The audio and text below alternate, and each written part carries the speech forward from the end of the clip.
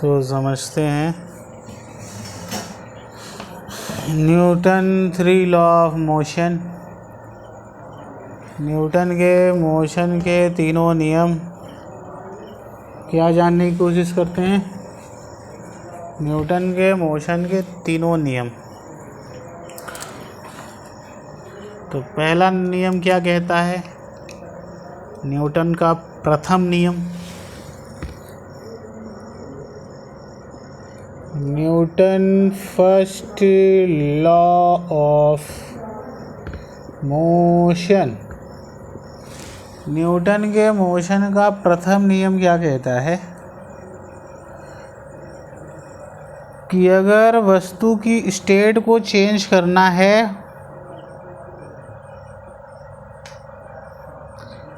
अगर यह body velocity से चल रही है, उसकी वेलोसिटी चेंज करना है या वस्तु की स्टेट चेंज करना है तो आपको फोर्स लगाना पड़ेगा। तो क्या लिख दें हम, force is needed, force is needed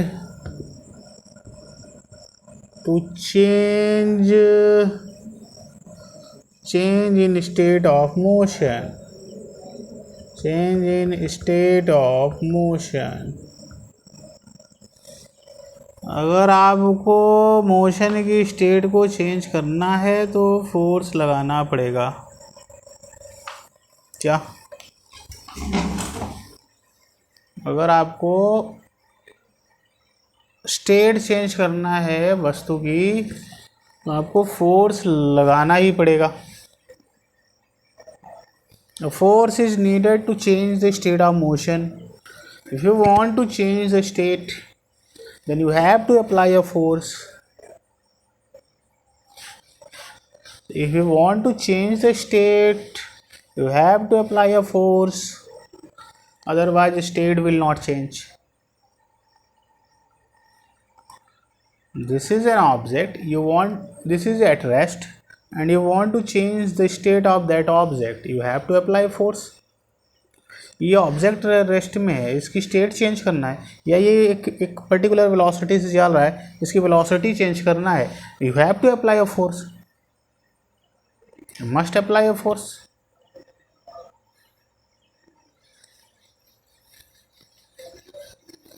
तो ये क्या, कौन सा लॉ कहता है, Newton first law. Force is needed to change the state of motion of body. अगर बॉडी के स्टेट को चेंज करना है तो फोर्स लगाना ही पड़ेगा।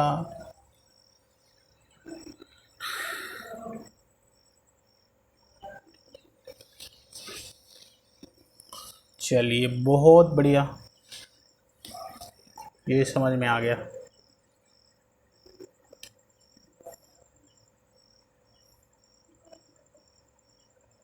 तो अगर आपको वेलोसिटी में चेंज करना है तो फोर्स लगाना पड़ेगा।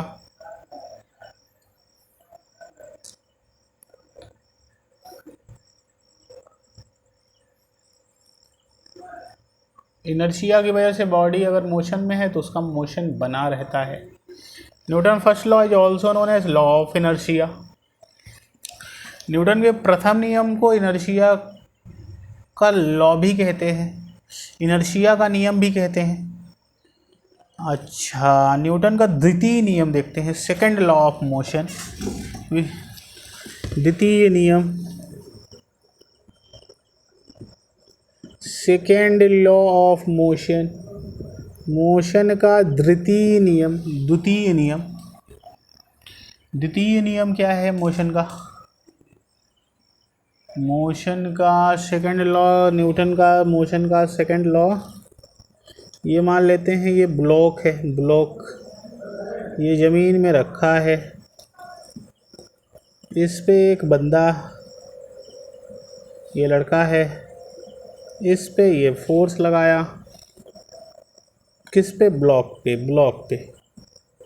किसने फोर्स लगाया, इस लड़के ने।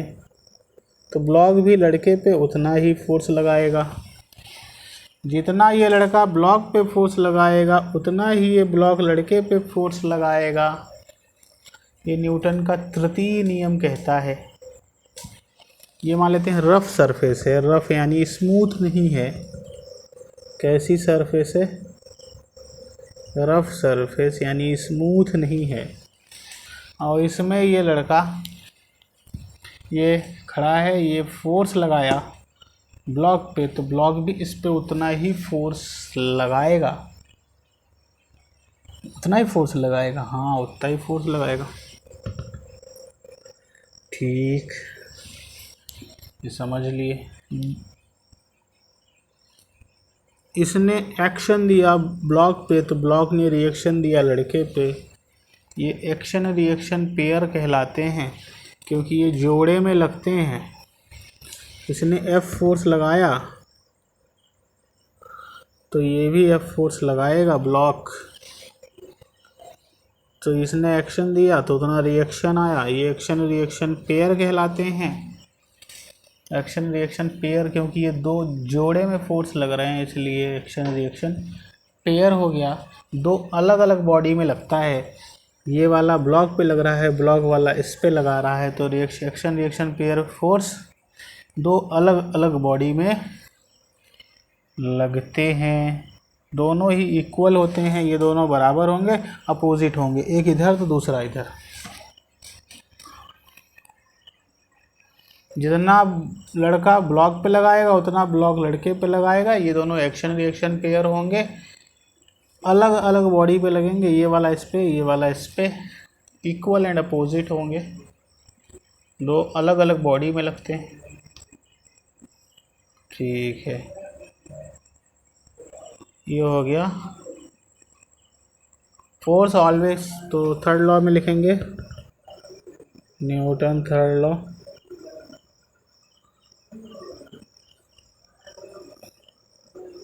Force always exist in pair. फोर्स हमेशा जोड़े में लगेगा।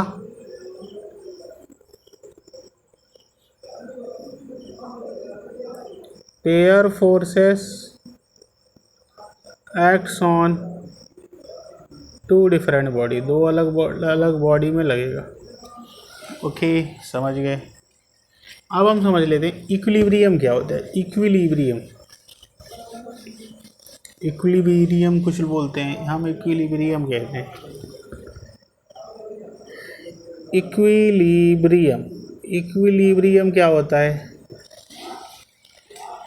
अगर वस्तु में लगने वाला परिणामी बल शून्य है, वस्तु में लगने वाला नेट फोर्स 0 है, तो हम बोल देंगे वो वस्तु इक्विलिब्रियम में है।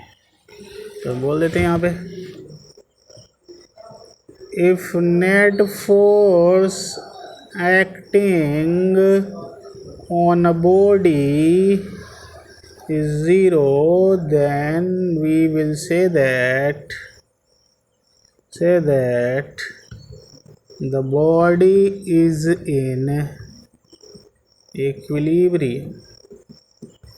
अगर बॉडी में लगने वाला परिणामी बल शून्य हो जाएगा तो हम बॉडी को बोल देंगे इक्विलिब्रियम में है। ये बॉडी है,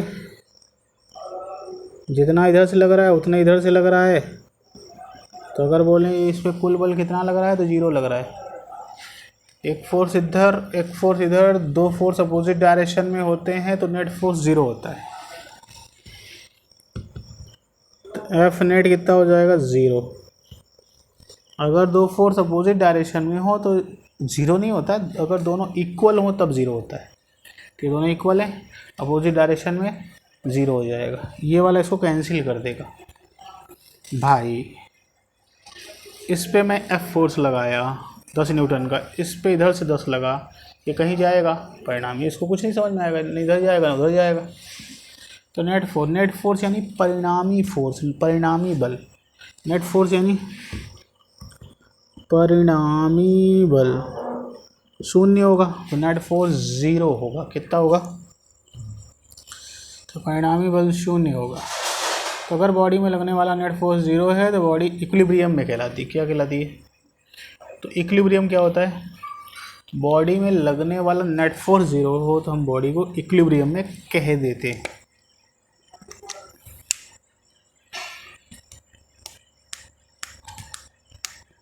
न्यूटन सेकंड लॉ अभी तो हमने देखा नहीं।